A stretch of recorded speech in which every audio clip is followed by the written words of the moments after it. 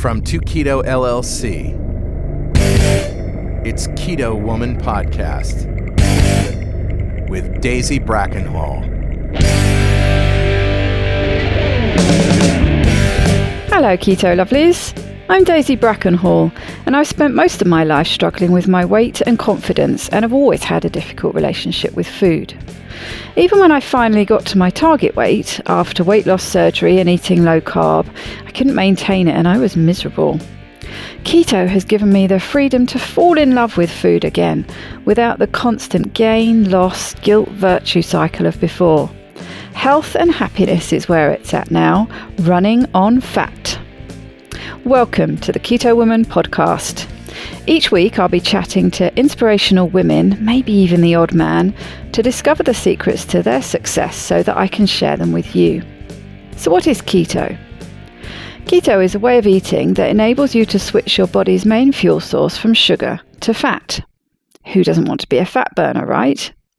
But how do we achieve this? A great place to start is by keeping carbs to 20 grams or less per day. So things like leafy greens and above ground vegetables, plus some nuts and seeds, and the incidental carbs you find in things like dairy. Moderate protein scaled to your lean body mass, and then fat to satiety. Once you're in the swing of things, you can tweak it to suit you. Make your own personalised keto. I'll be asking my guest each week what their keto looks like to show you just how flexible and fabulous this way of eating can be. I'm not a doctor, and most of my guests won't be either, so we can't give you medical advice. It's always best to work with your own doctor because they know you and your medical history, and so have access to the bigger picture.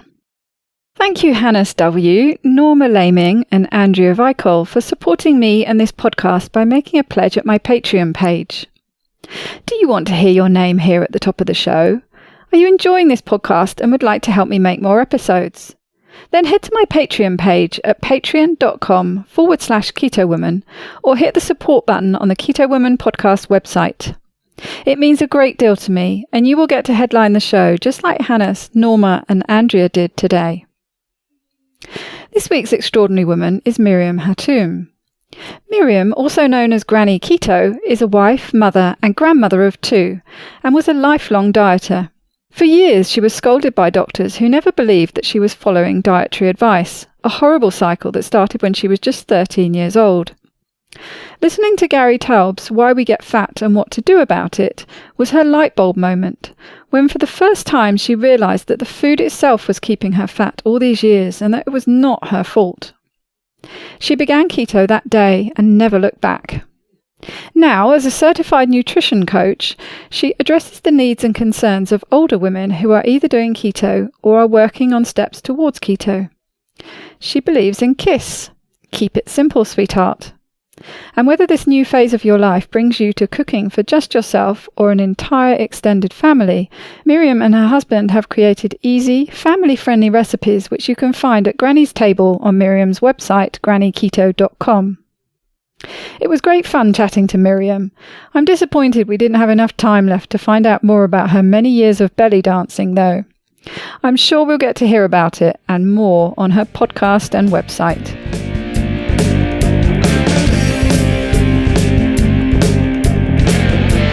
Welcome, Miriam, to the Keto Woman Podcast. How are you doing today? Oh, very good, thank you. Looking at some great skies, even though it's a beautiful August day. Typical Brit. Start with the weather.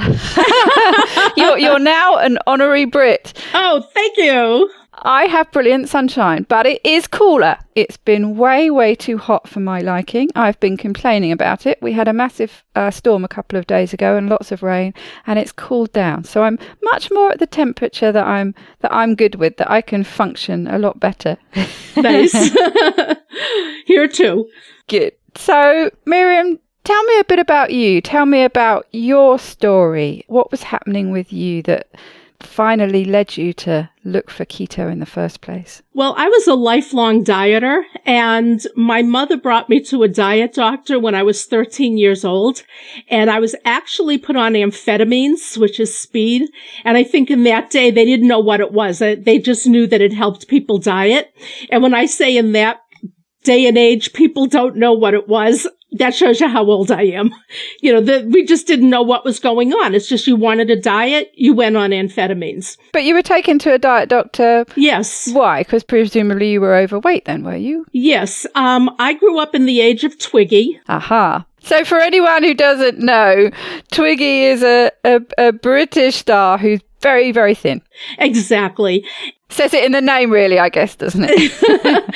And my sister was very slim, and I found out afterwards. When I say afterwards, my sister passed away and in January, and 3 weeks later, my mother passed away. And so there was talking about, when we were growing up, and, that sort of conversation. And it came out, I didn't know this, but my mother really had an eating disorder. My sister-in-law said that she used to count out the number of Cheerios, like not even trust what a half a cup was. She would count them out. And my sister was very much like that as well. And I was not. So I don't know whether I was really fat or they looked at me through the lens of their own eating disorder. And so they thought I was fat. So it was more of a preventative thing from their point of view, by the sounds of it, where there probably wasn't an issue at all. No. When I look at pictures of that day and age, I said, oh my God, at 13, they had to put me on amphetamines. Yeah. And so what happened is I learned I was fat.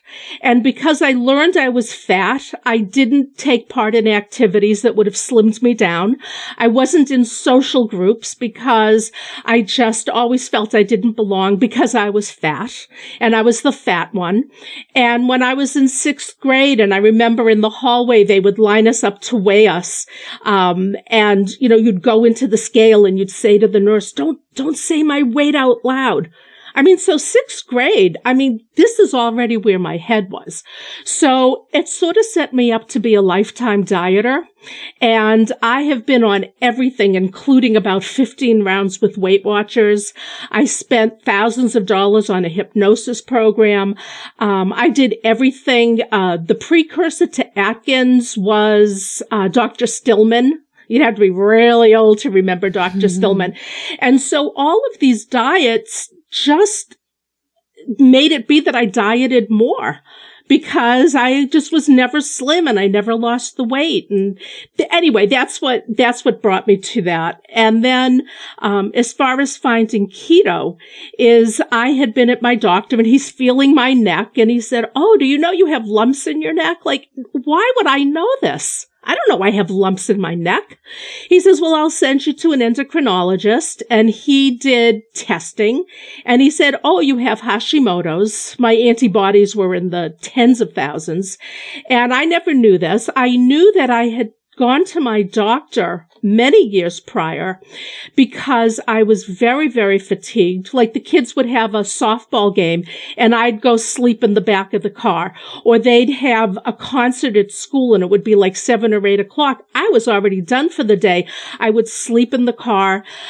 This is the kind of life I led. And it was just, well, you're morbidly obese. And if you lost some weight, you'd be fine. Mm-hmm. It was the whole thing. If you lose weight, you'll be healthy, which now I understand. If you're healthy, you'll lose weight. So anyway, this particular doctor didn't even put me on thyroid, even with my complaints. He didn't put me on any thyroid medication. He said, well, the Hashimoto's, it'll keep like eating away at your thyroid. And when your thyroid finally dies, we'll figure it out. And it was like, that's shocking, isn't it? That really is. Oh my God. Shocking. And it really is. So thank God for Google, because if this had happened 20 years ago, my thyroid would have conked out and that would have been the end of my thyroid. So I started Googling and, thyroid health, Hashimoto's, this. And so a lot of information on thyroid health came up and I learned about, gluten and how gluten is a real villain in Oh, and by the way, he never said the word autoimmune disease. Again, it was my fault for being fat. And so I learned about that, and I learned about the gluten connection. And then from there, I went and I found the paleo connection, and I did that. And then I started looking up paleo-friendly doctors because I didn't know where I was going. And that's where I learned about functional medicine. I mean, it's all one thing after another. And I found functional medicine. And thank heavens I found a functional medical practice in my area that took insurance. And I went in, and she did all this testing, and she tested my thyroid, and her jaw just dropped at the numbers. She said, "I cannot believe you were told you have a normal thyroid." And what I learned since all of this is that functional doctors have a very different range than conventional doctors. And so they put me on thyroid medication, and, but it still wasn't enough. I was doing paleo, and I worked with their nutritionist. And so I really had this, it wasn't just an understanding from the website. I was actually working with a professional who was teaching me paleo, and the weight didn't budge. What kind of medication did they put you on? They started me on Armour to begin with, the desiccated thyroid. Mm-hmm. And that was okay. I have since changed to levothyroxine. When I went to another doctor, she just said that sometimes, and I'm not telling anyone what to do, but she said sometimes with the Armour, the dose isn't as controlled as a synthetic drug. And even though you would like something natural, that my levels were like in such a small range, whatever, that they wanted to control it with a certain, because this way they could go up or down. With the Armour, there wasn't so much room to change the dosage. So I started with the Armour, and now I'm on the synthetic one. And you do find that is helping more though, or not? Well, it's helping, but I'm finding the fatigue is setting in a little bit. And I had a talk with Amy Berger, and I showed her my levels, and she said she thought that even though the medication was controlling like the T4 and all of that, she thought that within a functional range that my T3 was getting a little low. So I'm actually meeting with my doctor Monday afternoon, and I had a new set of blood tests recently. And so I'm going to ask her about the T3 supplement with the other medication I'm going to be getting. I was just going to say to you, yes, exactly. And if you don't know about the website, Stop the Thyroid Madness, that's one to look at, because that tells you a lot about the different types of medication. And it's something that I did was add on the T3, the synthetic T3. We can't get the natural desiccated here in France, and that's what made the difference to me. So many people, and they talk about this a lot on the website, struggle with synthetic T4 only, and adding the T3 into the mix can really help. And what you were saying about what Amy said about this, it's something I always say to people: you need to get your free T3 tested, particularly. I mean, there are other ones that are useful, but the free T3 really tells you a lot. And also, I wouldn't necessarily completely give up on the idea of natural desiccated thyroid. It quite often is a case of getting the level right. So you might just have not been on enough, and also taking it at periods during the day. Apparently with the natural desiccated thyroid, you can't just take it in the morning. You have to ideally take it, depending how much you're taking, but ideally be taking it morning when you get up, at nighttime when you go to bed, but also in the middle of the day as well, because it's natural and it comes out in a slightly different way, releases slightly differently into your system. You need to be a bit more specific about how you take it. So I would just read up about that a bit more, because I hear so many wonderful things from people who find that the natural desiccated thyroid works so much better, like you were saying, because it's natural, and the logic says that it echoes your own body better. So I'd just look a bit more into that if I were you. when I go to the doctor Monday, I'll bring that up. Mm-hmm. And this test was the free T3 and everything that needed to be done. Fantastic. So we can re-examine. So it was that Stop the Thyroid Madness that introduced me to gluten-free. And so that's how I knew to take that road. It's a fantastic website and book. Anyone who talks about having problems with thyroid, it's the first place I point them to, because they really do change lives. Especially when the doctor says to you, nothing is wrong with your thyroid, you're just fat. And if you weren't carrying around an extra 60 or 70 or 80 pounds, you would see how you're not tired anymore. And of course, that feeds back into the things that we've sometimes, had literally told to us from family and friends. We've certainly had told to us from the media. And so we end up telling ourselves, yes, particularly as women, I think, it's all your fault for whatever reason. Exactly. And that reason, more often than not, is that you're fat, quite often when you're not.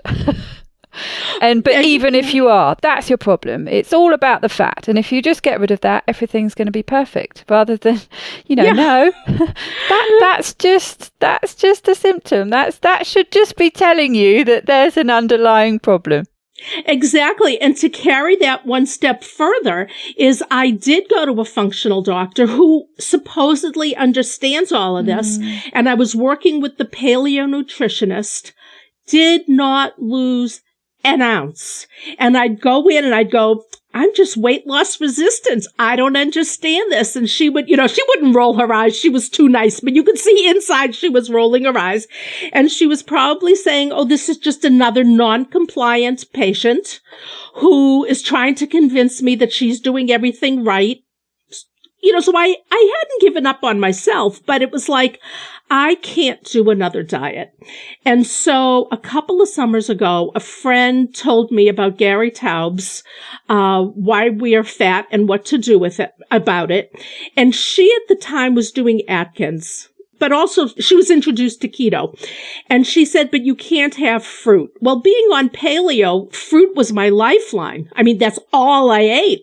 And trays of roasted root vegetables, the carrots and the parsnips and the beets and all of that sort of stuff. Not that you had sugar cravings or anything. No. But who knew that? And I says, well, I'm not giving up fruit. I could have started keto 6 months earlier if I just listened. But I was listening. I have not anymore. I'm retired as of last Friday, but my commute would be about 15 hours a week. And so how much radio can you listen to? So I listened to books on tape, and I got Why We're Fat and What to Do About It. I can't read because it would put me to sleep because I just had this fatigue going on. So I would listen to the book, and I think it was chapter 9 or whatever. I should have looked at the chapter before we even spoke. And there was just a thing about, it's not your fault. It's the food's fault. It's the food that produces insulin. It's not your fault. How many people go to psychiatrists and psychologists because they think something is wrong, that they can't stick to a diet? He says, nothing is wrong with you. It's the food. Daisy, I pulled over to the side of the road and I just cried. And I rewound and I listened and I cried, and I rewound and I listened and I cried, and I said, that's it. And I listened and I got to work and I got the book on Kindle so I could read it on I was going to say, don't tell my employer, but it doesn't matter anymore. What are they going to do? Fire me? I got the book on Kindle and I found that passage, because when you're listening to books on tape, it still tells you the chapter. So I read it and I wrote it down and I printed it out and I listened, and I must have listened to that CD maybe no less than 9 or 10 times. Not just the passage, but from the beginning to the end. And that's when my life changed. To learn that it was not my fault. I'm starting to cry. All those years from 13 years old on, you're fat. Something is wrong with you. Why can't you be like this person or that person or Twiggy or your sister, or I can eat 5 Cheerios at a time. I mean, all those years, and I'm 66 now. We're talking 53 years of hearing this. and fat shaming, and it's your fault, your fault. And it was the first time I ever heard it might be the food's fault. And when I think, and I would go to Whole Foods and I don't know if you've been to them here, but a big fruit bowl, I'm sure any grocery has it. I would get a fruit bowl twice a week. I would make those vegetables every night. It's all sugar. And so it really was earth-shattering and awakening, and really changed things for me. And so that's how I came to keto, through all these, it's you, you're fat, you're lazy. I mean, I'm fat. Well, maybe I shouldn't even say that, Daisy, but I'm not lazy. No, you I'm shouldn't not say that. Okay. Because but I mean, I'm not lazy. I'm not stupid. I've raised kids. I take care of grandchildren. I have degrees. I have, educational degrees. I have, all of this stuff. And in terms of not being active, I think I wrote you, I was a professional belly dancer.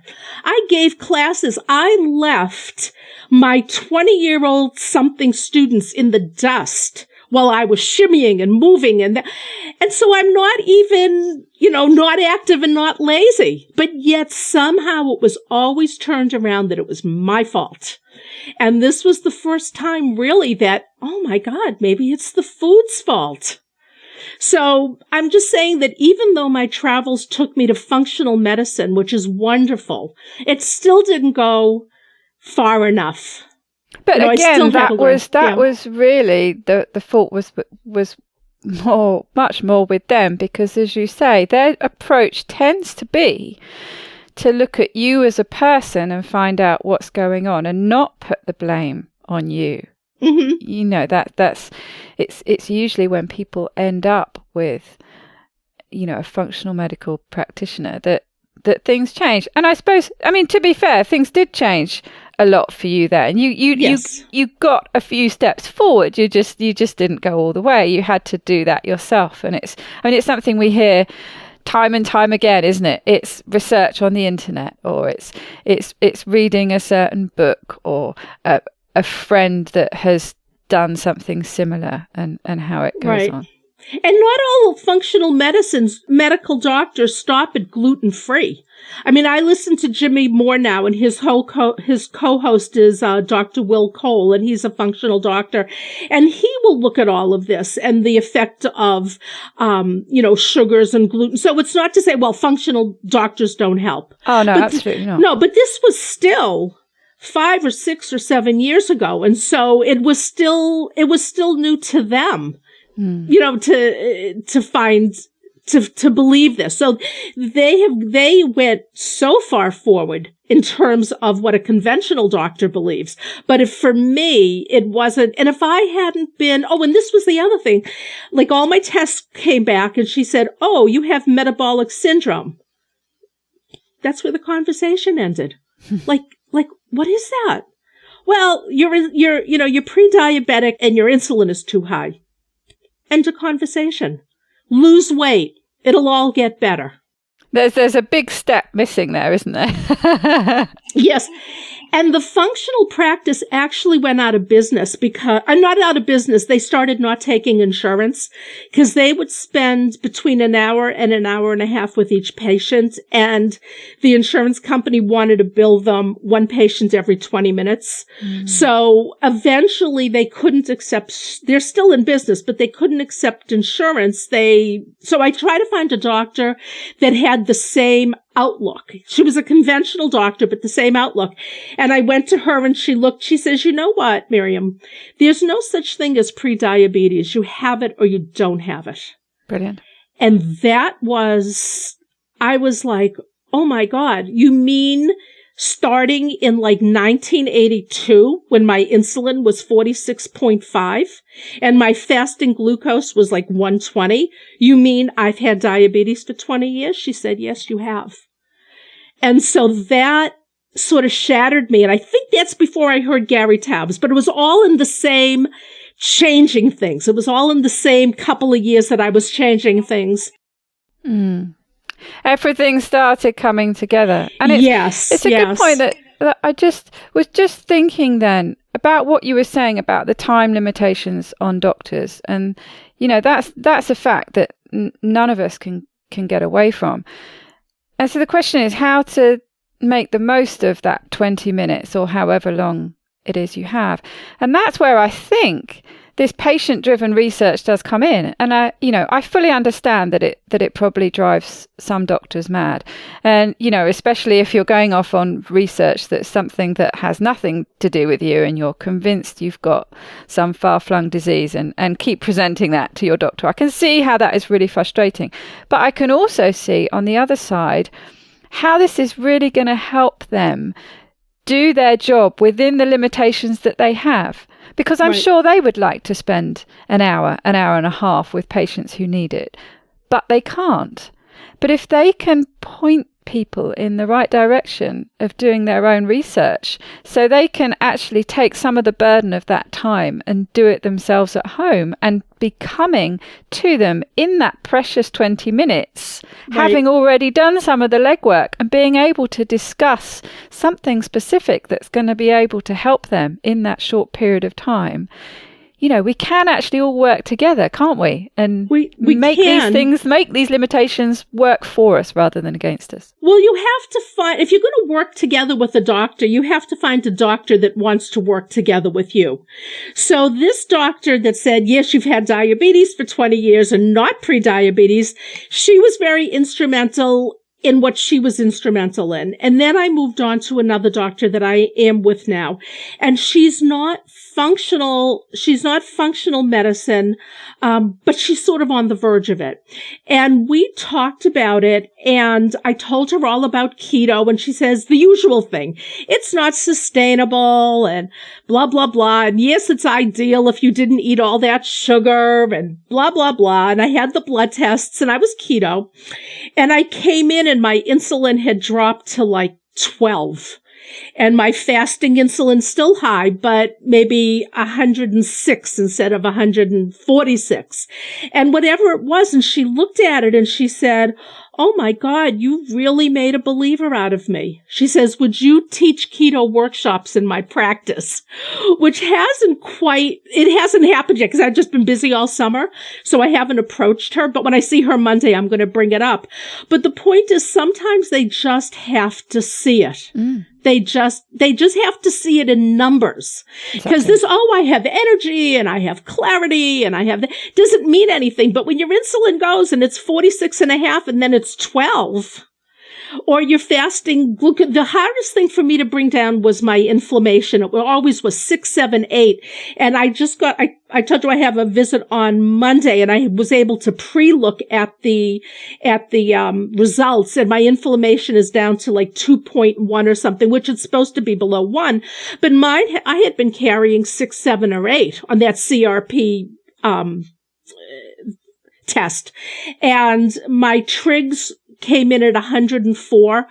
This time when my insulin was up, and nobody ever talked to me about anything because, well, if you just lose weight, all the problems would stop. Mm-hmm. I had once had triglycerides in the 400s. Wow. And there were 104 on this particular test.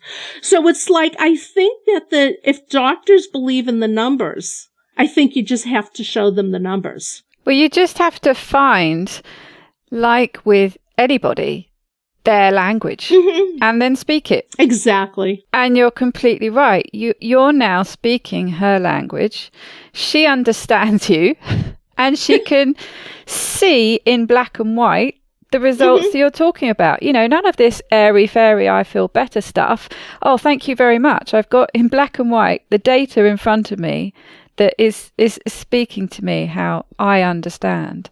Exactly. And look at the result. She's asking you to spread the word to her clients. So that's perfect, isn't it? Exactly. So I've come a long way from, do you know you have lumps in your neck?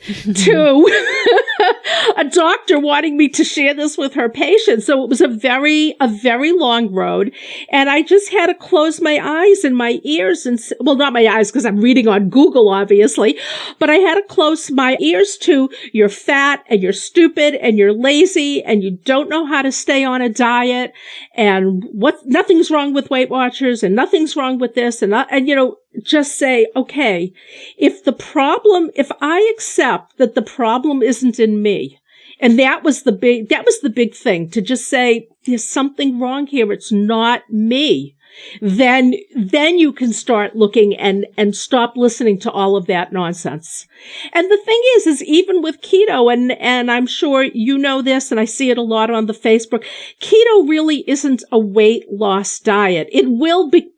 I'm sort of two minds of that, because the thing is if you get healthy, the weight loss will come. So I personally, maybe you can explain, or you know what I'm talking about. If my insulin gets that low, like now it's down to 12 and I want to try to edge it down to 5 or 6. If the insulin is low and the blood sugar comes low and the triglycerides come low, then that means you're starting to get healthy inside. Why won't you also lose all that weight? So I think that portion sizes have something to do with it, and how much fat you eat. I mean, it all has something to do with it. I don't think you can just get healthy and get on the scale and you're your target weight. I think you still have to work within keto. Oh, absolutely. It's all about tweaking it. And it's right what you say, that the ultimate goal should be your health first. I think the thing is, and I think I know what you mean when you're saying you're in two minds, is how to promote keto in a way, and how to pull people in. But I think the fact of the matter is that a lot of people do come to it from a weight loss perspective. Mm-hmm. And I don't actually think there's anything wrong with that. It doesn't matter how people come in. And I think, women in particular, weight loss is probably going to be first and foremost in their mind. It doesn't really matter, because they only have to hear the right things, just as you were listening to Gary Taubes and there was this, light bulb moment for you. Mm-hmm.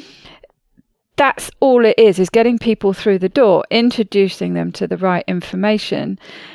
And then it goes from there. And because the fact of the matter is that, especially if you've got a lot of weight to lose, you are going to lose some.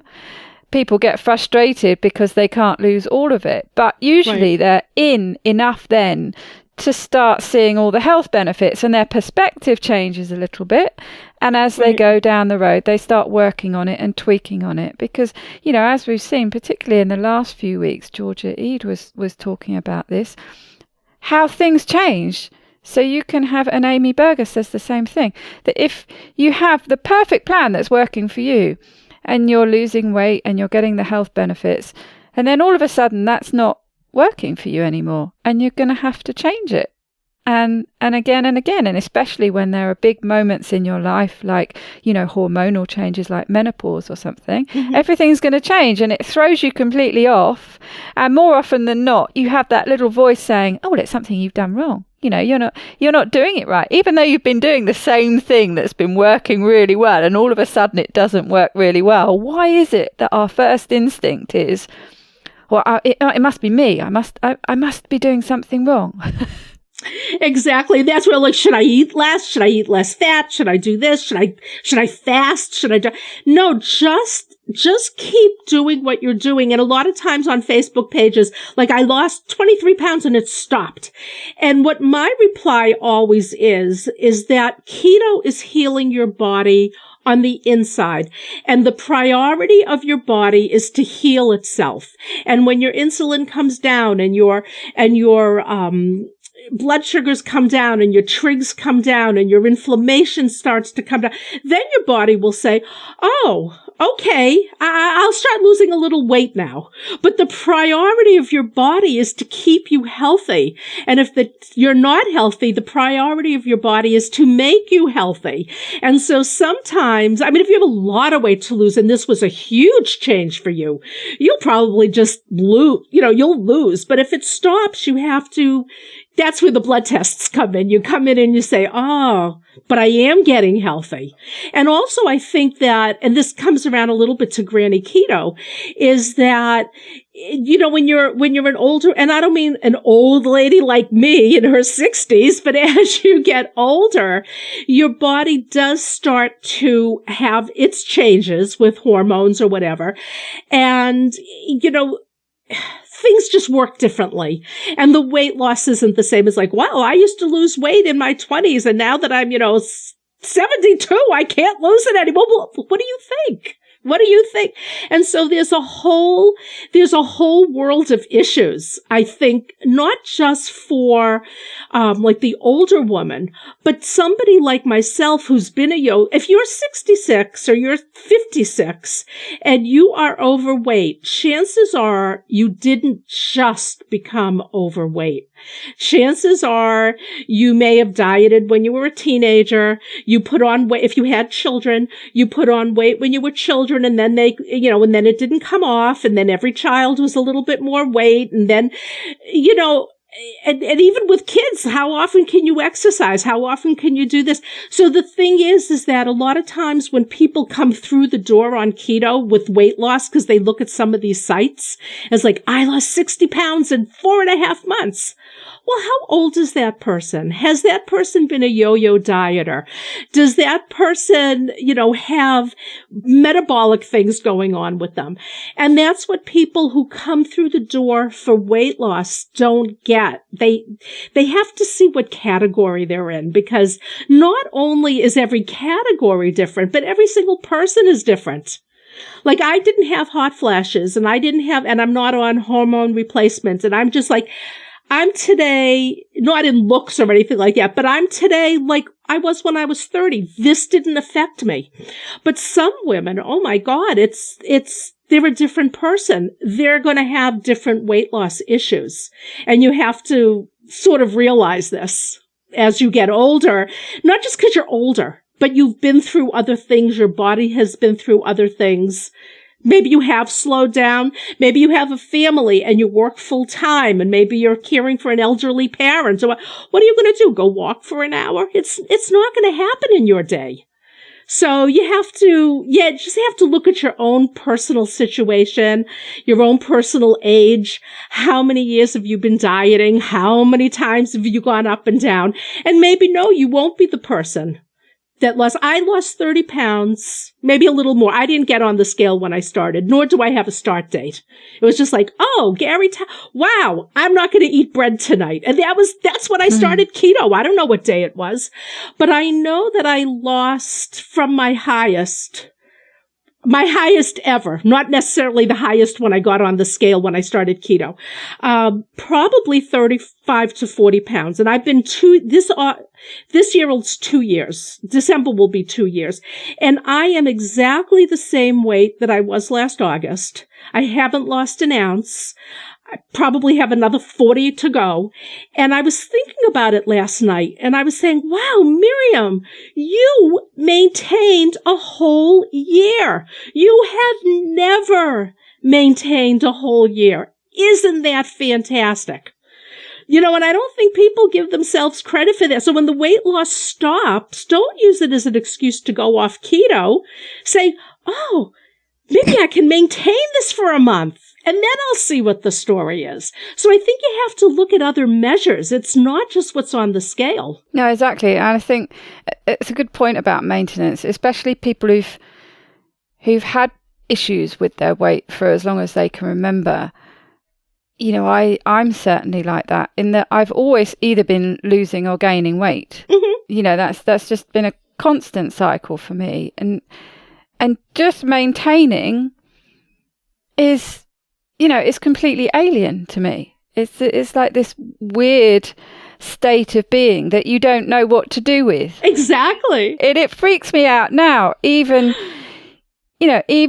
being not that far from what I'd like to weigh, and having been at that target weight before. When it comes to maintenance, that's actually a very difficult place to be, and it tends to throw me, and I'll start gaining again, or things will just go off plan because it's it's weird. Well, what do I do? Why do I just, stay at the same? But as you say, that's kind of the norm. That's what everyone would like to be as an adult. As you become an adult, you get to the weight you're supposed to be, and then you maintain that for the rest of your life. But what a weird concept that is for most of us. And unfortunately, if you're not doing keto, it can happen with keto, but maybe a little less with keto. Unfortunately, that means when you lose your weight and you're maintaining and you just want to stay there, so you don't have to diet anymore. Exactly. Bam. Back on in a minute. That's why I like with keto that it's a way of eating. But very early on, I had to remind myself many times, especially, my family and I just went to Italy. And I said, all I want gelato in Florence, and I want this and I want that. And I had to say to myself, keto is a way of eating. It's not a religion. I'm not going to burn in hell if I eat a gelato in Florence. It's not going to happen. So I think that in order for this to last a lifetime, you don't want to be careless with it. I'm not saying that, but I knew in advance that this is what I wanted. And I said, okay, so it will get maybe in the way of my health goals. Cause I knew I was going to have my blood tests when I came back from Italy. Maybe it'll get away of my health goals. Maybe I won't feel well. But if you decide that that's okay with you, then go ahead and have it. It's not blasphemy to enjoy something. And I know that there's two schools of thought, and I know that you can't give yourself too much permission, because then there's a slippery slope. Because then I'm eating all this crap in Italy, and then I get back, and I keep on eating crap, and then it's like, okay, well, it's August 1st, might as well wait till September. That's the slippery slope. And you don't want to give yourself enough rope to hang yourself. You don't want to do that. But if you just keep in mind, okay, this is a way of eating, and I'm eating this way for 23 and a half hours of the day. And for a half an hour, I enjoyed something. I think, and a lot of people aren't okay with that, but I'm saying that that's sort of what helped me maintain everything, is I was looking not just for physical health, but I was looking for mental health. Mm-hmm. And I had to not fat shame myself or, any of that stuff that came along with, oh my God, I ate that gelato. Oh my God. I had to get out of that headspace. But context is key, isn't it? Because it's all about deciding what's going to work for you and what kind of limitations you put on yourself and what impact that will have.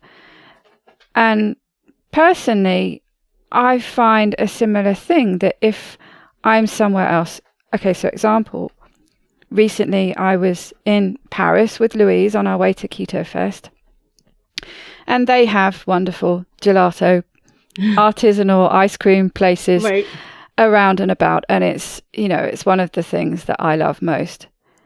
But the context, I was away somewhere different, so outside my home environment. For me, it's very, very dangerous to bring things like that into my home environment. I'll eat them all the time.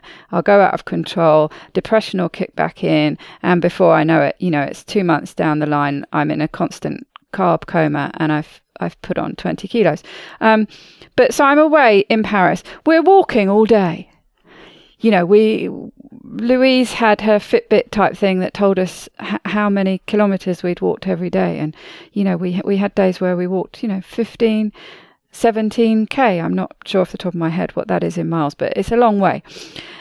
And to stop and have an ice cream in that context. Right. Well, that worked fine for me. I'd been walking it off before I had it. I continued to burn off that glucose walking after I had it. I enjoyed it. I was with a friend. It was a different environment, and I could leave it there. Yes, that's what I'm saying. Enjoy it there and leave it there. And I'm lucky enough to have a metabolism that it's not going to physically, it's not going to completely derail me. And there that many people where actually just putting a little bit of sugar in is going to derail them that much, because all it is a different fuel coming into your system that you burn off. Once you've burnt it off, it's gone. So, right. But it really depends on you, doesn't it? If that's just going to ruin everything for you, and you feel better not having it and staying away from it, and you're not constantly going to have that little nagging, well, this is the only time you're in Italy, and your whole trip's going to be ruined if you don't have an ice cream. Completely depends on you, doesn't it? Right. And I'm glad you brought up the context, because I don't have gelato in my freezer. But I also understand that even within context, certain people really can't stray. And I understand that maybe the glucose will burn off, but when it's in your head even more than it's in your body. And if that starts to be horror for you, like I had the ice cream and, oh, I'm bad and I'll never burn this off, and what will so-and-so think about me? And I bet or if you have to eat it in you're hiding and you don't want anybody to see it, and it brings in that behaviors, then we're talking something else. I'm not saying go to Italy and eat ice cream, but if you know that you can handle it and then just close the box, close the cover, and it's done, then go ahead, you can go ahead and do it. I'm not so sure my first year, and I've been this almost 2 years now, I'm not so sure if I had done this my first year on keto, I could have come home and closed the box. You really need to know yourself. Know yourself. Gosh, that's key, isn't it? You really need to know yourself. And in the past with other diets, like with Weight Watchers, and you'd figure out, well, that gelato is 13 points. So I have 13 points. And so it sort of took it out of your body and into, a tally sheet. And it wasn't, it didn't mean anything anymore. It just was a tally sheet, so that you'd tally that 13, and then you'd have another one and tally another 13. And then I don't know if they have banked points anymore, but then you'd say, well, I have 30 banked points, and I'm going to put another one on the tally sheet and another one on the tally. And it's never inside you. It's never inside your body, and it's never inside of your head, and it's never inside of your joints, like how does it make me feel? And it's just a tally sheet. So I think that with keto, I don't do macros. Once in a while, I go back if I feel that I need, some refresher course. But I think that if it's in you and you really understand it, and it's in your mind, and it's in your body, and it's in your spirit, and it's in everything about you, I think that you can handle in context going off a little bit. And you bring yourself right back. But there are people who and it's, and there's nothing wrong if you can't eat in a certain context and bring yourself back. Yes, I was going to say, for those who have a true addiction, and abstinence is the only way they can operate. And you wouldn't say to someone who knows themselves and is an alcoholic, oh, well, you're in France. It's the only time you're in France. You've got to sample French wine. You can't go to France and not have a glass of French wine in France. Well, actually, no, I know myself well enough. I'm an alcoholic. I can't do that. If I have that one glass you're saying that I have to have because I'm in France, no, it's not going to work for me. Everything's going to go wrong. And although it's going to be really hard for me to not have that, and okay, part of me says that my trip would be better if I could embrace that part of the culture as well, I know myself well enough to know that I can't. And it's exactly the same with sugar. And if sugar is your addiction, and that's the case for you, and you know that the only way to deal with that is complete abstinence, then that's what you do.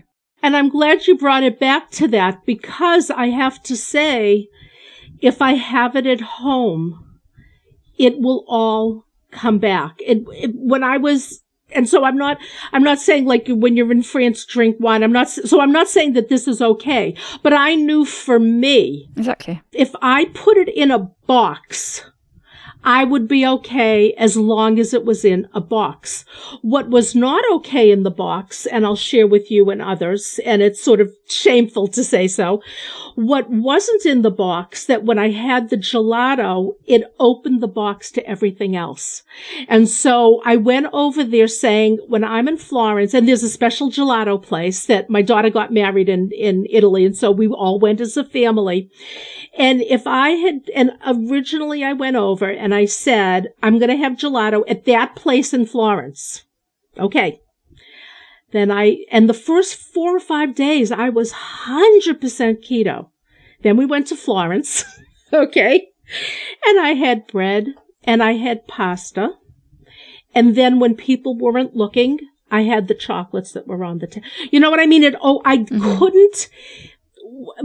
But I had bigger boundary boxes because when I came home, I was okay. But within the box I set for myself in Italy, having that gelato absolutely opened the box. Absolutely. And I had no control. I shouldn't say I had no, I could have controlled it, but I didn't want to control it, or maybe I couldn't. I don't know whether the issue was I didn't want to or I couldn't. I'm not going to put myself on the psychologist's couch right now. I'll just say I didn't. I couldn't and I didn't. But I was able to handle the bigger box of when we get home, I'll be okay. However, when I'm home, I cannot open that box because there's no boundaries. I'm home. Yeah. I'm home. Isn't it interesting though, how an experience like that teaches you so much about yourself and actually improves, because that was just a moment. That was just, a time away, a drop in the ocean compared to the rest of your life. So, but what you can take from that really instructs the rest of your life, that in many ways is the most important thing, the maintenance, the overall keeping you going and moving you forward for many years to come. So tell me a bit about what your day-to-day keto looks like. Okay, my day-to-day keto is I start with a couple of coffees with cream. And if I'm really hungry, I honor my hunger signals. So if I'm hungry, I don't say, but I'm not going to eat till lunch. I'll eat breakfast. I personally, from experience, find that eggs don't hold me. I like eggs and I'll eat eggs, but that doesn't do it for me. So my breakfast would be salami and cheese and olives, maybe a slice of avocado or something like that, and I'll have that. My lunch might be a large salad, and I wrestled with this a lot, like carbs, net carbs, total carbs, 2 fistfuls of greens, unlimited greens. I mean, I'm still don't know what I'm doing with that. But I'll have a salad at lunch, and the salad will always have protein. So I'll have feta cheese, or if I have leftover steak or leftover chicken or whatever, it'll always have protein. Salad, nice salad dressing, a lot of times just oil and vinegar, or we have locally made a dressing that has no sugar in it, just incidentally, with the other stuff, it might be 2 carbs for 2 tablespoons. So I might do that if I don't want to make dressing. And that's lunch. Now that I'm retired, I have another coffee in the middle of the day, which I never used to.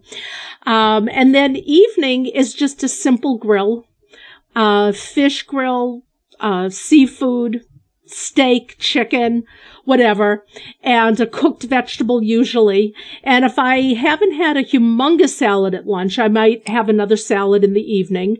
A lot of times I might have nuts in the afterwards. I don't have a hard stop at dinner, but neither do I eat all night. So maybe an hour or a couple of hours later, if we've had an extremely early dinner, I will take some macadamia nuts or almonds or whatever, get a little bowl like this and have nuts. And that's pretty much what my day looks like. It's a little harder when I go down to my daughter. We're looking at houses now to move down closer to my daughter, and she has 2 children. We do when I say we, I'm including my husband here, we do all the cooking when we go down there. So it's not that dinner is being served and it's some huge feast that's not keto. What's harder is you go down there and there's gummy bears and corn chips and rolls left over from their dinner the night before. And so it's being faced with everything. And that's where you have to be a little strong. I struggle with that. And put the lid on your box. And like my husband isn't keto, but he's very considerate of it. Because he makes dinner a lot, he'll say, "Can you have this?" He'll always ask me, like, what if he's making a marinade? Can I put this in the marinade? He has since learned how to do a lot of beautiful things with almond flour breading, which doesn't come out the same because it comes out soggy. It's a different texture than breadcrumbs. But he'll do something and he'll sprinkle some almond flour on it. And when I'm counting macros, we can't do that. But when I'm experiencing a little more freedom, and as long as I know it's a keto meal and I haven't overdone it somewhere else, I'm okay with whatever is being served for dinner. So he has his chips and his pita bread and his cookies, and he's a big fruit person.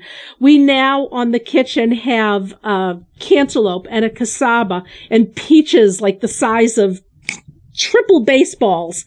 And I mean, and it's being summer, so it smells so delicious. So I'm faced a lot with that because my spouse isn't keto, and I'm faced a lot with that because my kids aren't keto. And that's where the box is helpful. So how do you stop yourself from having those things that are under your nose all the time? And that's the advantage I have because I live alone. I completely dictate what's in my house, and that's how I deal. But I'm sure if I were to be living with somebody else, I would find strategies to operate in an environment where they had things like that. Or maybe the strategy would have to be that things like that weren't in the house at all. And I know some people have that set up. They're lucky enough that their partner, their family will work with that because they're that concerned for your health that they will do that for you. But how do you deal with having those things that you'd probably, at least a part of you, would quite like to eat? How do you deal with the temptation? Okay, so that's where you have to look at your why and why I started keto. The weight loss is really nice, but I started keto because I didn't want to have diabetes. Because when that doctor said, "You have diabetes," I said to myself, well, enough people think it's only pre-diabetes, so I can get away with saying I don't have it. But I didn't want it to get that far. And that really frightens me. And so I think about it. I know once the box is open, I go very, very deep into it. I go very deep, and I don't like that. I don't want to say I don't like myself. I don't like what it does to me, and so sometimes I'll look at things and I really have to say, sometime hour by hour, Daisy, I'll just say, I'm not going to have that this hour. I'm not going to have that right now. Mm-hmm. I'm not going to have that just for today. Just get through to the next hour. Just get through the next day.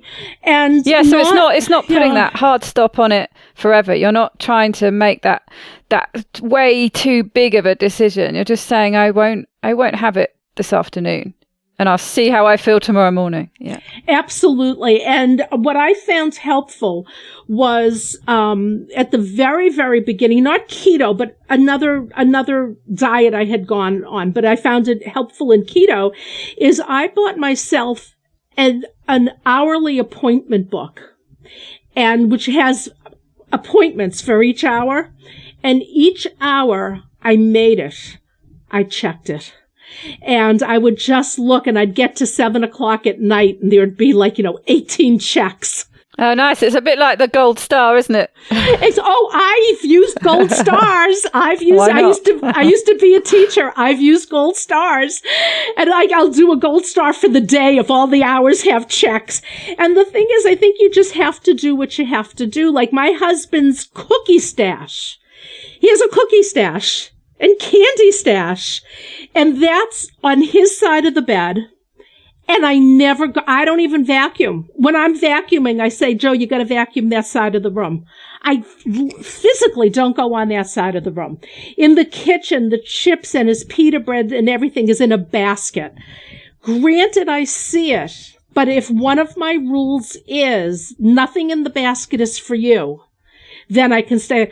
Daisy, can I tell you how many times I've pulled out the chips and I've looked and I've smelled them and I've smelled them and I've crinkled them and then I put them all back and I go, Miriam, nothing in the basket is for you. Good for you. This allows him to live his non-keto life alongside my keto life, but it takes a lot of thought. And you know what? Half the time I don't see that basket with stuff, and half the time I don't. It's during my weak moments that I want to pull everything out of the box, just in case a piece of bacon fell under all of that, let me grab it, so I'll still take everything out when things are hard, but most of the time I can put it all back in and just say, this isn't for you. So your weak moments are actually your strong moments. Yes. And if you'll allow me to talk a minute about that.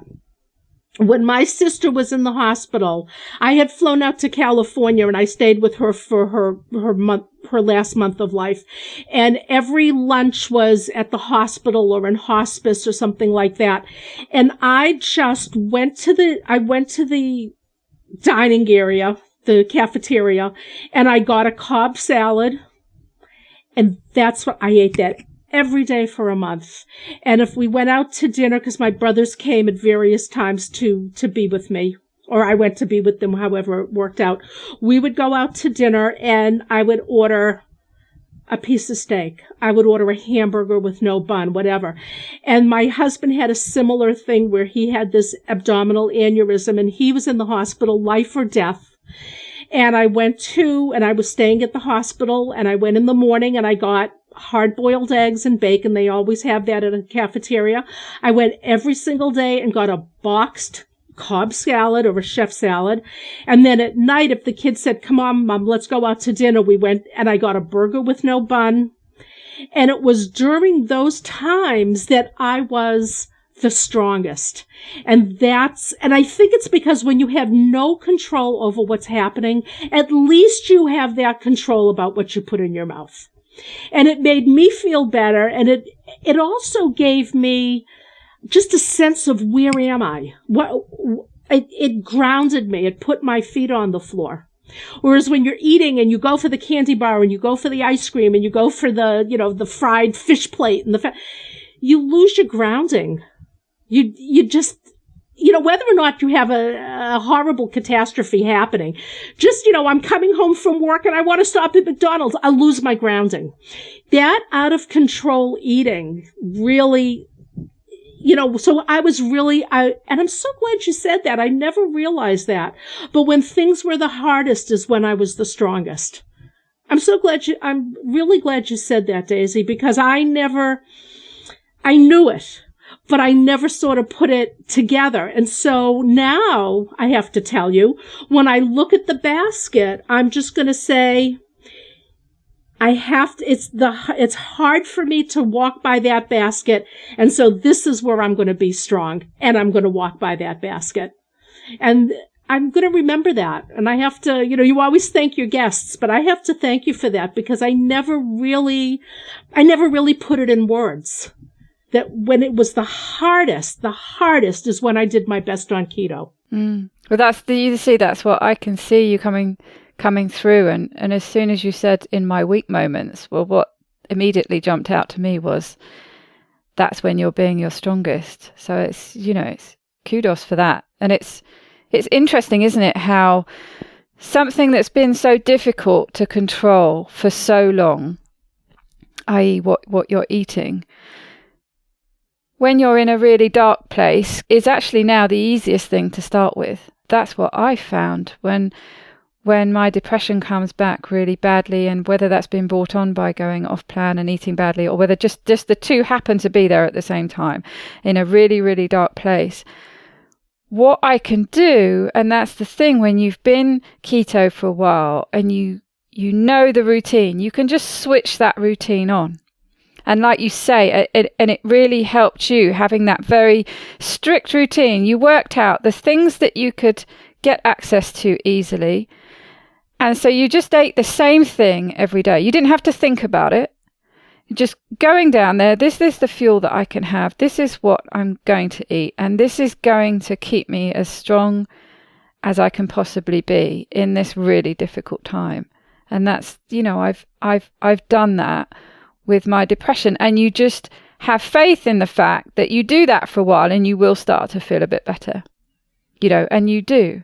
And my counselor, I was talking to him about this week, and he said the same thing. He could see it. So, so he would see me one week in one place and I'd be saying, right, yeah, this is what I'm going to do. And then he would literally see the difference. And so it is something, isn't it, that you can switch on in that routine and have strength in that. Where was that when I was in Florence? But you learned something from that, so. But I did learn. And that was the other thing when I came back and I just said, Miriam, you really learned something. You really learned about coming out of the box and what it does to you. And maybe next time I'll do it again. I don't know. But Exactly. And it's a great image to have. So you can see that. You can keep the lid on that box. Exactly. Tell me a bit about your Granny Keto, because that's what you're doing now, and that's really interesting. Yes. Okay, so I didn't know I was going to retire so quickly. This came about because of what happened to my husband. But I knew that the time was coming close. I was actually, you're gonna laugh at this. I was talking to my husband, I don't know, maybe just before we went to Italy, so just a few months ago.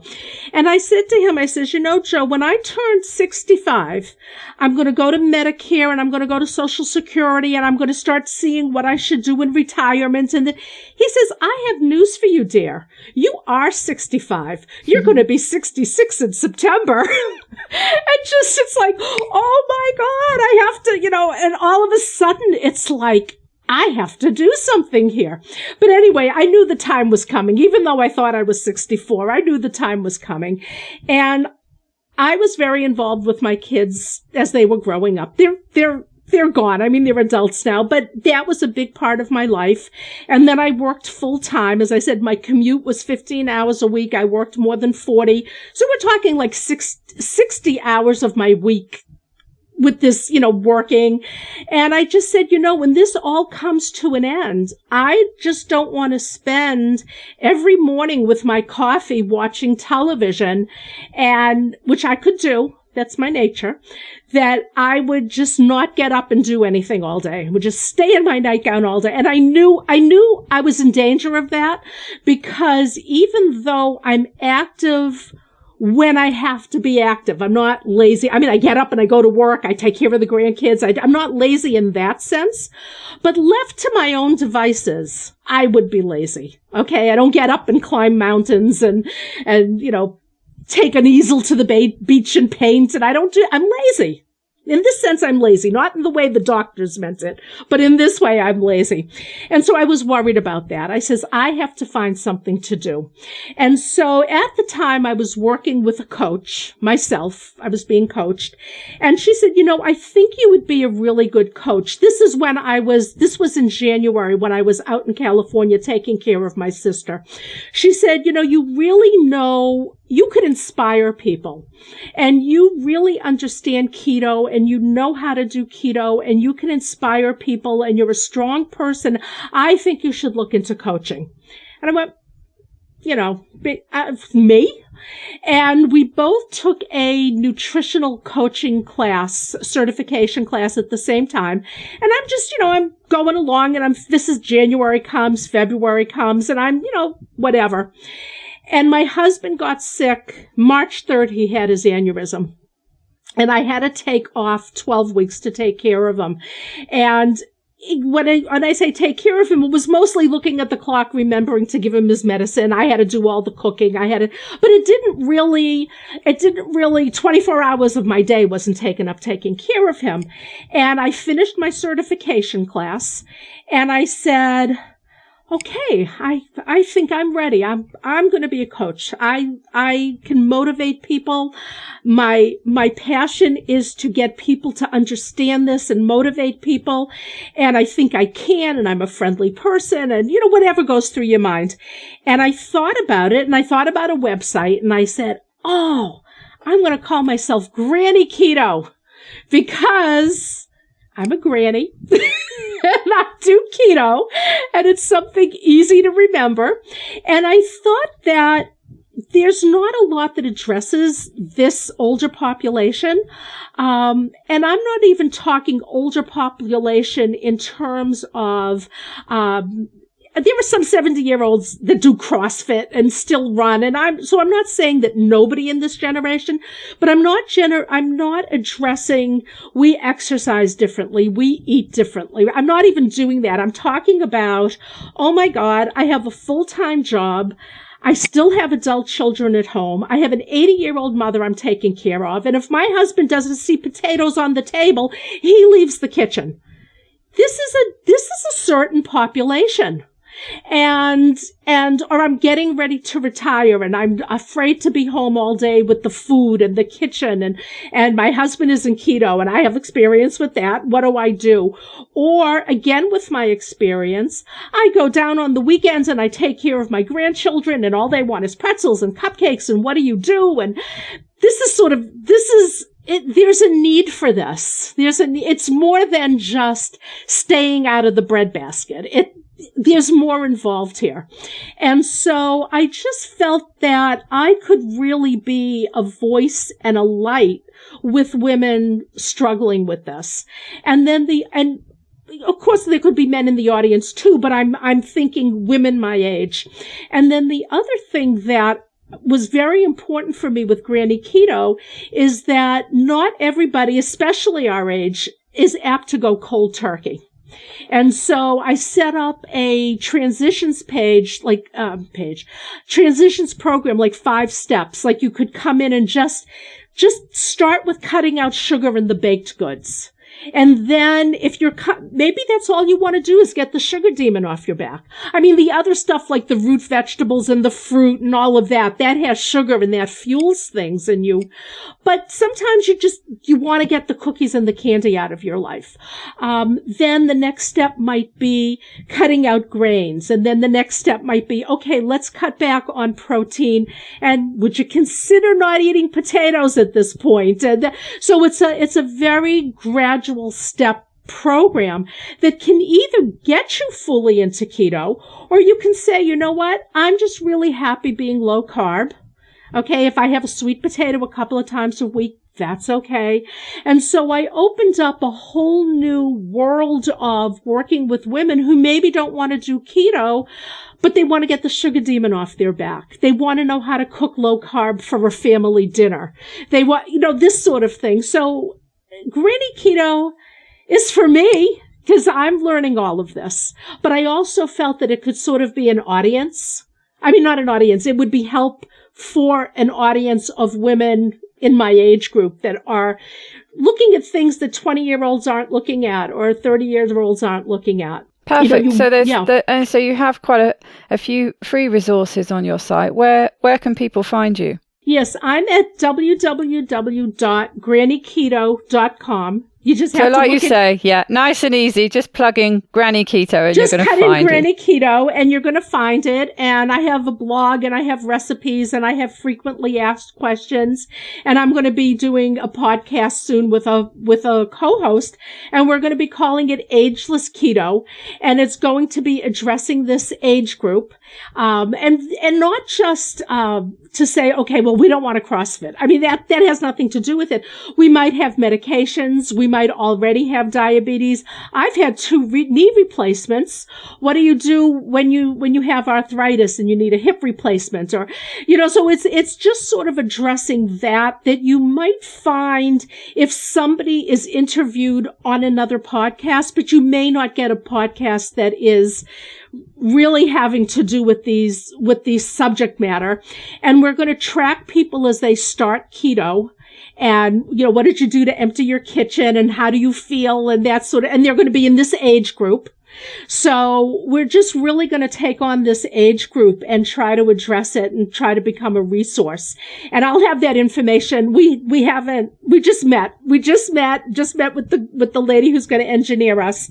But information will be on my website. So if you just remember Granny Keto, you will find everything else, I promise. Perfect. Well, that's what it's all about, isn't it? Finding your niche, and it's the perfect niche for you. It's what you know, it's what you're interested in, and there's a huge group of people out there you can help. So I wish you all the best with that. Thank you. So why don't we wrap up this episode with a top tip from you to our listeners? Okay, top tip. I had to think a lot about this. Keep it simple when you have to keep it simple. And I have a friend who was looking into keto, and she said, well, if I just had somebody to cook for me, I could do keto. And I hope she's listening, because I told her I want to write a whole book on how to do keto without cooking. Maybe you might fry an egg, but you have your olives and your cheese and your salami and, your salads and, cook an egg. Make a frittata is not cooking. Putting bacon in the oven is not cooking. I think the problem is a lot of people get their first keto look when they read the foreword or the introduction of a keto cookbook, that the author tells her story or his story. And so you read this is how you learn about keto. And then there's a whole chapter on what keto is. And then you read these fabulous recipes, Maria Emmerich and Christy Sullivan and all of this. And you think you have to cook like that to do keto. And I just want to tell people you don't have to. And especially if you're like I'm talking about, the sandwich generation, you have kids, you have an elderly parent, you have this. I have no time to make lunch. Fine. Cut some salami and olives and bring an avocado and fresh lemon that you'll squeeze into your water. That's keto. And you can just look at every meal and say, is this keto? Yeah, this is a keto meal. You done good. Don't worry about the next meal. Don't worry about tomorrow. Don't worry. Forget the cookbooks. The cookbooks are fine. But I think people sometimes get scared off that they have to do all that. I have to eat bacon. I have to eat fat. No, you don't. You don't have to do any of that.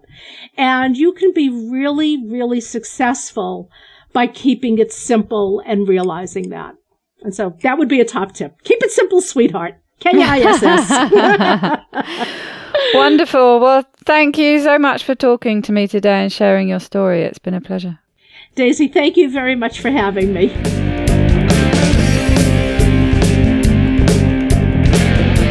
To get the resources and links from the show, please go to ketowomanpodcast.com.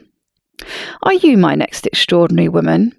Maybe you've got an idea for a show, a topic you want to hear about. Let me know how I can tickle your earbuds by dropping me a line at daisy@ketowomanpodcast.com. If you fancy joining me on this exciting adventure and want to help me create new episodes, please go to my Patreon page at patreon.com/ketowoman, or simply hit the support button on the Keto Woman Podcast website. It's thanks to the two keto dudes that I'm hosting this podcast. So please consider heading to their Patreon page at patreon.2keto.com and help them bring you more podcasts like this one. Please help other people hear about and find this podcast by reviewing the show on iTunes and Facebook. Every star and review really does help. It doesn't go unnoticed by me, the people who regularly like, share and comment on my posts. Your support means the world to me. Thank you. This week's end quote is from Angela Bassett. I love my age. Old enough to know better, young enough not to care, experienced enough to do it right. Bye-bye, Keto Lovelies.